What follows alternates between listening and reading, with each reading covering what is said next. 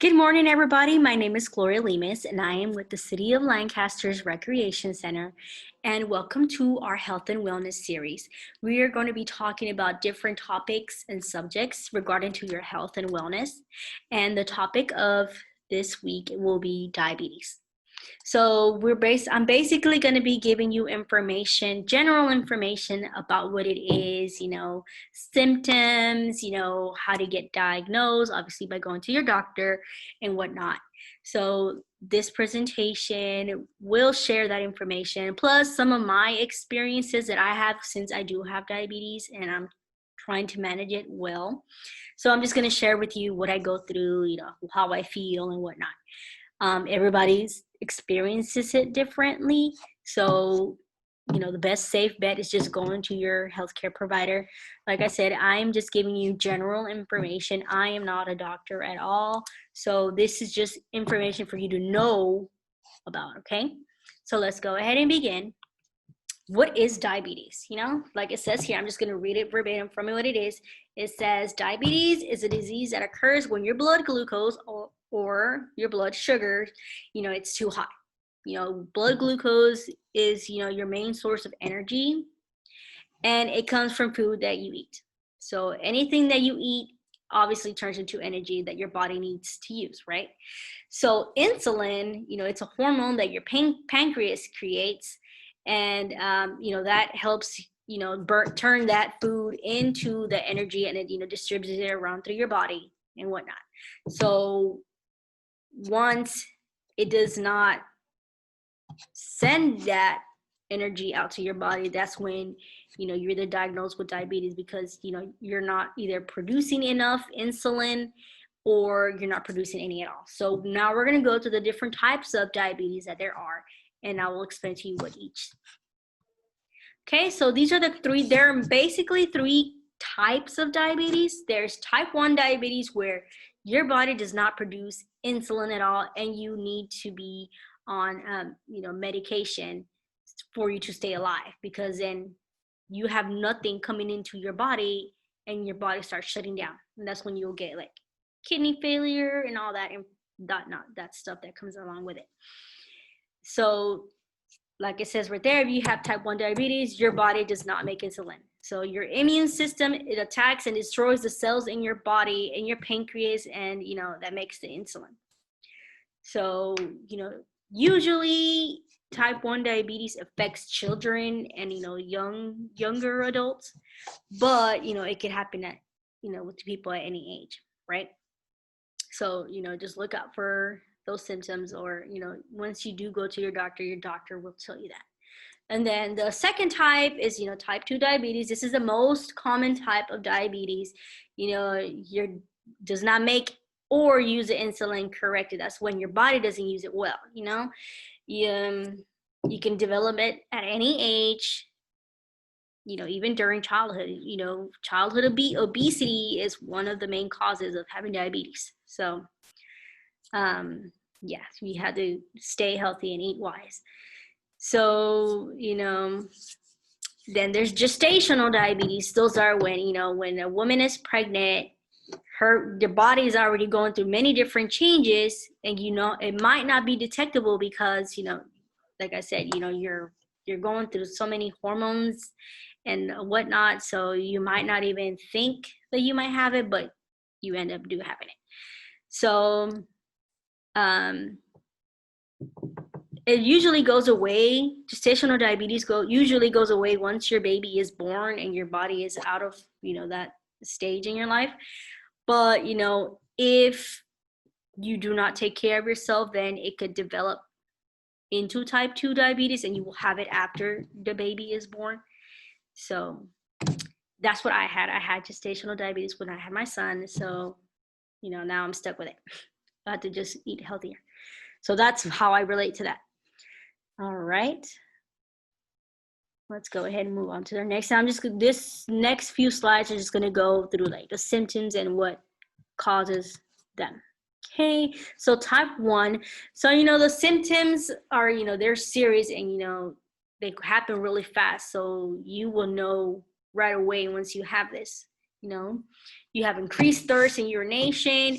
You get hungry a lot, you get some blurred vision, you're constantly tired, and you have unexplainable weight loss. Why is this happening? Experts believe that type 1 diabetes is caused by genes and factors in the environment, such as viruses that might trigger the disease. Researchers are working to pinpoint the cause of type 1 diabetes, through the studies through this program called TrialNet. You can always Google that, TrialNet, and it'll give you more information of what they're trying to find out about type 1 diabetes. But usually you are dependent on medicine on this, and it's not really fun, I guess. It's just weird. Okay, so those are some of the symptoms of type 1 diabetes and what experts believe are the causes, which is your genes, your family history, and whatnot. Okay, so the symptoms of type 2 diabetes is the same as type 1. These develop slowly over time, so even years, it could take years till you find out. You can be healthy as a fox when you're young, and then all of a sudden you hit a certain age, you're like, oh, I'm so tired, I'm not eating right, my schedule around is like whack, so I just eat whatever I can. Oh, I'll be fine, I feel fine. Bam, you have these symptoms, and there you go. Then later on you get diagnosed, right? So this again is the same as type 1. You get your increased thirst and urination. You're constantly peeing. You're thirsty a lot. You're hungry a lot. You feel tired all the time. You get that blurred vision. Like, okay, you're fine all of a sudden, and you're like, okay, I can't see. Everything's blurry. These are symptoms here that were not from type 1 diabetes. You get, numbness or tingling in your feet or hands. You might have sores, or, that you not heal once you cut yourself. Oh, I cut myself like 2 weeks ago and it still hasn't healed. That's one major sign right there. Your body is not recovering as fast as it should be, and then you have the unexplained weight loss. So those are the symptoms of type 2. Keep looking for them, and as we go along, I'll go more into details of what those symptoms could be as well. Right? So for gestational diabetes, there usually are not many symptoms that you show, because again, you're pregnant, your hormones are like off the walls, and you can just feel more hungry and thirstier. But you can always say, oh, it's because I'm pregnant, that's why. But so there's really no symptoms to it, because everything could relate to the pregnancy. So your body can't make the extra insulin needed during pregnancy. That's why you have the gestational diabetes. During your pregnancy, your body makes special hormones, and they go through the changes as you're going with the weight gain, because you're gaining weight. Obviously, you're harboring life inside you. So because your body changes, your cells don't use the insulin well. Some point, some pregnant women go through insulin resistance, but it's mostly during their late pregnancies, right? So most pregnant women can produce enough insulin to overcome the insulin resistance, but some cannot. So that's just more about the gestational diabetes. Again, once you do go to your checkups, if you are pregnant, your doctor right there will easily diagnose you. And that's what happened to me. I was diagnosed with it when I was pregnant, and then I was more at risk after I had my son. So, I was always told, okay, there's a thing that they call this pre-diabetes, because your insulin, your sugar levels are a little bit elevated, but not to the point where it's considered too high, or the diabetic levels. So they told me that I was at high risk after my child was born. And, I never really paid attention to it, because I was like, okay, my son is healthy, he's fine, I'm good, I feel fine, and then, it just started going out of hand. So now, I'm on medication and whatnot for it, okay? So let's go ahead. So these are the risk factors, right? So, they don't fully understand why some people develop diabetes, and, so it's not really certainly clear, but some risk factors are like your weight. If you weigh a certain amount, if you're overeating, if you're overweight, that's when, you get diabetes, because your insulin is not being used correctly. So there you go. That's why your weight is a factor in it. You have to be at your certain weight level, your body mass index, which is your BMI. Every person has a BMI. You have to be within those reasonable amount of limits. So that's why inactivity is one of the risk factors. If you're not active at all, you just, sit there being a couch potato, sitting there all day, that's a huge risk right there, because your body is not active and you have all this energy that you're making and you're just letting it go to waste. So there you go. Your family history. So if it runs in your family, you're more than likely to get it. Like with my family, like all from my father's side of the family, they all have it. Like my aunts, my uncles, my grandparents, they had it. So, that's a major risk right there. Your race. So more than likely, Hispanics, Black people, American Indian, or Asian Americans, they are a higher risk of getting diabetes. I don't know why. That's just what I found in my research. And this, race comes down to race as well. Okay. Like another one, gestational diabetes, that's when you develop it. So that's another risk factor when you're pregnant. Your body's going through different, hormonal changes and all that. And so that's an even higher risk. Right. Then there's the PCOS, which is a polycystic ovary syndrome. This is for women. When you have that, you're battling the syndrome, and that's irregular menstruation, excess hair, obesity. So that increases the risk of having it as well. When you have high blood pressure, they go hand in hand. High blood pressure and diabetes, they come hand in hand. It's another, if you are pregnant, you can also develop preeclampsia when you have too high your blood pressure is too high, and that puts you and your baby at risk. So you always have to try to be healthy and try to be good, right?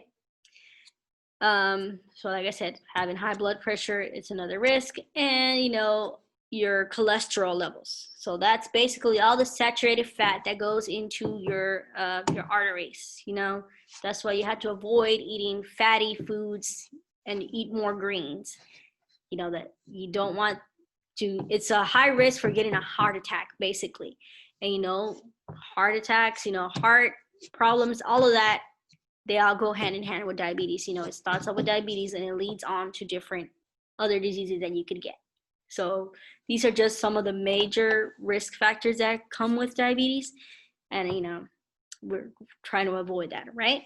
Okay, let's move on. So this is where we know the complications of it. Like I said, it leads to cardiovascular diseases, like with your heart, coronary problems, your arteries get clogged up, it can lead you to heart attacks, strokes, anything like that. You get nerve damage, guys.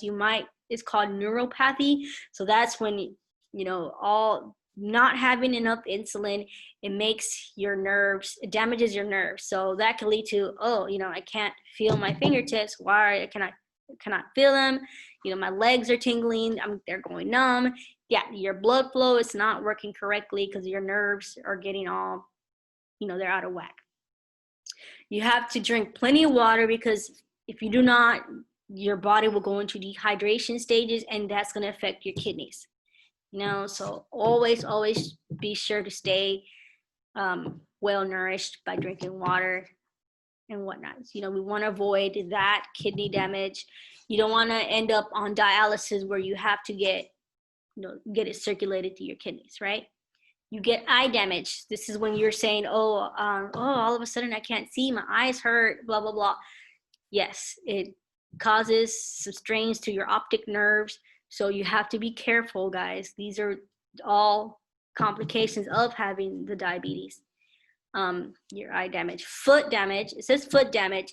So that's when, like I said, you don't get enough blood flow to your feet, and bam, what happens? You end up getting an amputation. You can't feel anything. The blood is not going down to your feet.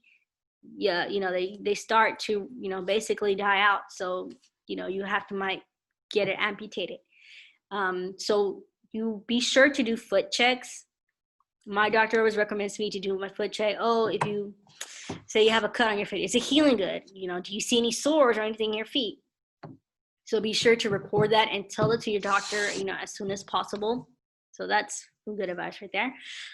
You might get skin conditions, such as, might get athlete's foot a lot. You might have funguses or bacteria that you get on your skin.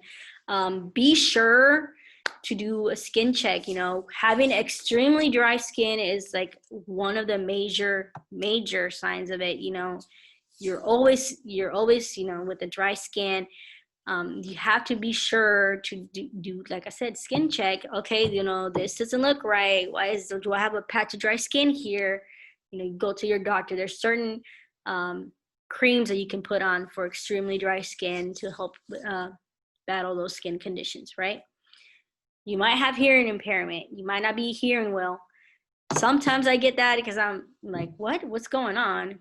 So I don't know if it's just me, but yeah, I do have some hearing impairment, and that's one of the major complications of it, right? Later on in life, it might lead to Alzheimer's or dementia. It could be because of all, the damage that's already been done to your nerves, and it's not flowing correctly through your body. I have an aunt that's probably like in her late 50s or 60s, in her early 60s. She completely doesn't remember anything, and she's been dealing with that. Like, this is one of my father's, sisters, and she can't really remember anything. She forgets. She goes back to when she was a child and is talking about my grandmother, and she's been, she's passed away for more than 20 years, like almost 30 years that she's been, deceased.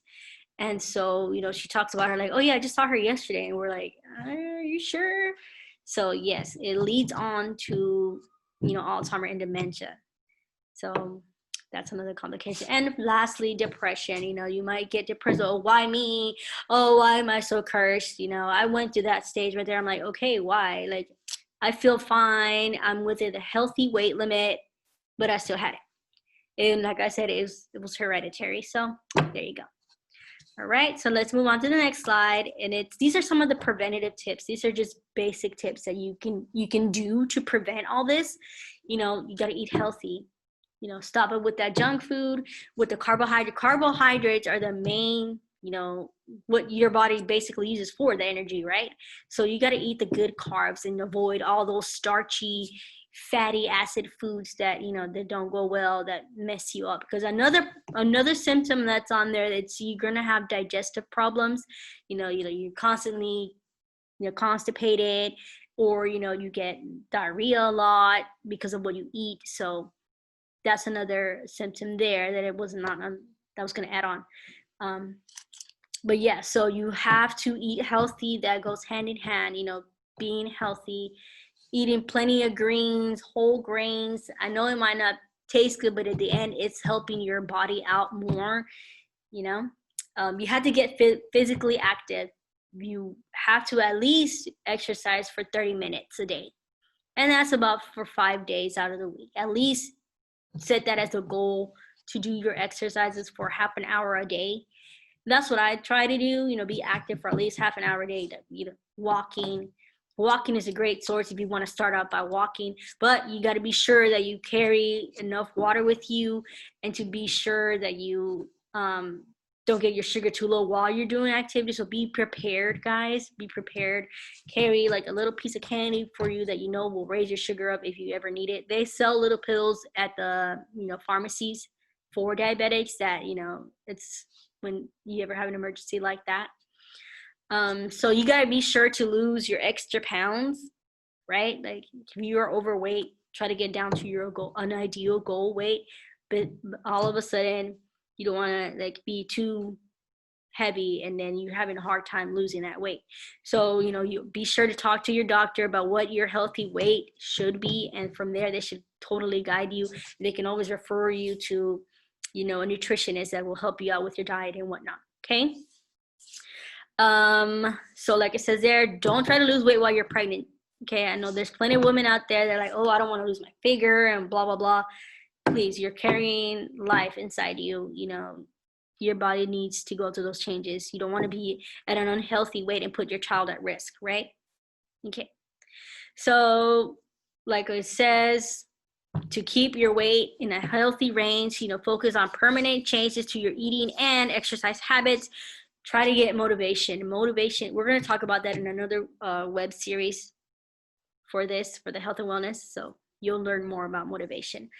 So like I said, another preventative tip, like if you're pre-diabetic, they might put you on some medicine to try to prevent it. You just take it once a day versus having to put insulin or, you know, getting another type of medication for diabetes. So there's different types of medication. Like I said, I don't know them all. Talk to your doctor and they will tell you what that is. Okay. All right. And now we're going to talk about the glycemic index. This goes in hand with your diet. Right. So what exactly is the glycemic index? So it's basically, you know, how carbohydrates are an essential part of our diets, but you know, not all carbohydrates are equal. You know, some of them something that you eat will make your sugar rise up really high versus eating something that'll keep your energy, well, not your energy level, but you know, your sugar levels steady, right?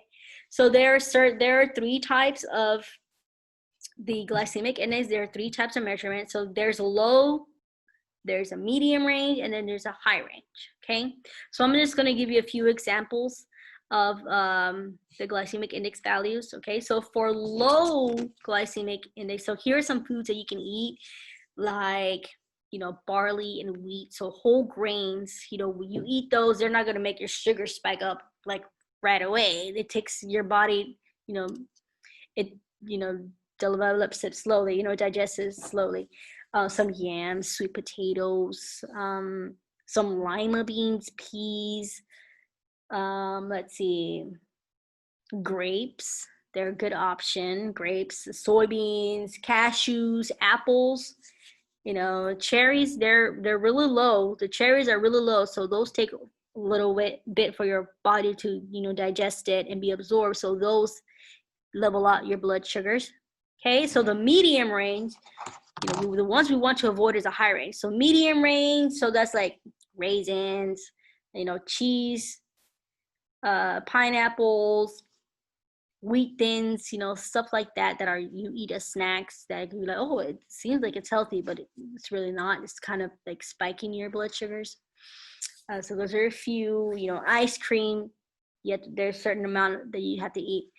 Mangoes, you know, that'll kind of like raise everything up real high too. So the high ones that you want to avoid are, you know, like corn chips, Gatorade, that'll raise it up. It could help you out if you're like doing extreme workouts, because that replaces electrolytes that your body lost. But if you're just drinking it for the heck of it, then, you know, that's not really good for you. You know, pretzels, you might think they're healthy, but, you know, they might raise your stuff up. Pumpkin, you know, white rice, especially white rice. That's the unhealthiest rice you would want to eat. You prefer brown rice because it's, you know, it's whole wheat. It's like good. Baked potatoes, they're not that good for you, so try to avoid that. These are just some of the examples that I'm giving to you guys about it. And, you know, there's plenty more food. You can always look it up. I'm going to give you the website so you'll see where I got all my information from. But basically, you know, every food that you eat has a glycemic index, whether it'll raise up your blood sugar or, you know, keep it steady. Okay. And that is it for our presentation. And this is my works cited page. This is where I have gotten all my information about. And like I said there, it's just to give general information on diabetes. If you have any like questions or concerns, you have to contact your healthcare provider. They can always guide you to the way that they know the best is going to be for you, right? So like I said, these are the websites that I use. I use the National Institute of Diabetes and Digestive and Kidney Diseases, and that's the website. The Mayo Clinic, obviously, you know, that it's a good place to get that information from. So that shows you more information about the symptoms and the causes and whatnot. And then for the glycemic index right there, that's the Glycemic Foundation. That's a website. It gives you all the information on all the different types of food and, you know, what to eat and what to avoid, you know. So I hope that you enjoyed learning more about diabetes, and, you know, just keep looking forward to more of our health and wellness series. And I hope that, you know, you don't have to go through what I'm going through.